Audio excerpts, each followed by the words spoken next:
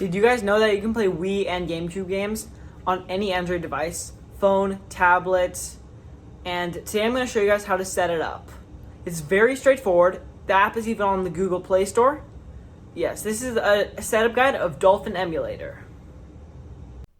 Alright guys, first thing you're going to do is go to Google Play Store and look up Dolphin.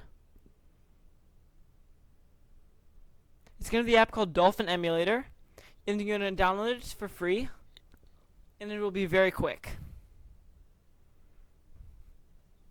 First, we're going to start emulating GameCube. Once you're into Dolphin, allow us to use your files and microphone. You can choose yes and no for this, it doesn't really matter. And now we're going to go into the settings,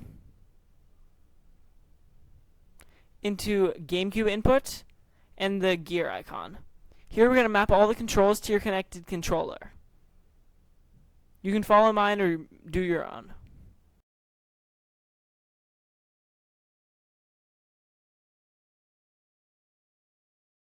You can set up your motor if you want, if you have a rumble.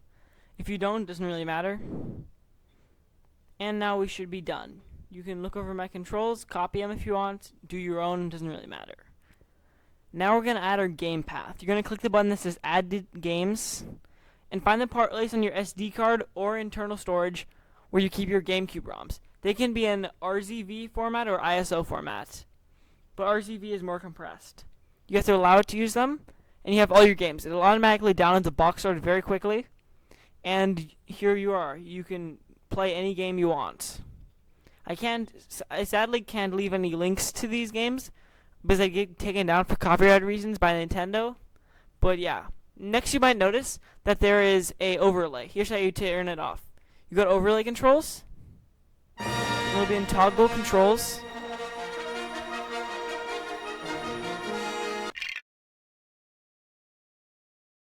Next up, we're at the Nintendo Wii. Alright guys, first of all, for Wii, we're going to have to set up our controller, which I wouldn't recommend actually, because it's very difficult to get motion controls working on Android controllers, and I would only really suggest playing through Nintendo Wii on Android if you can somehow connect a Wii remote with like a Dolphin bar or something.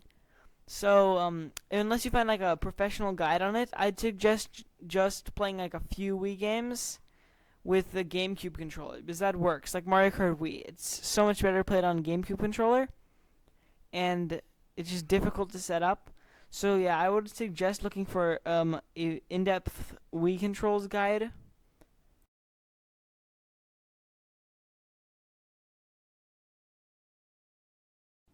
Alright guys, now we're going to add our game path through the Wii.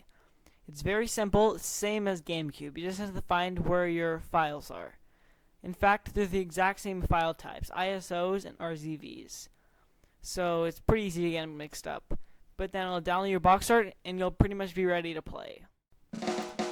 So now you have Wii emulation working, and you're ready to play all your favorite GameCube and Wii games. But first, let's go over some settings.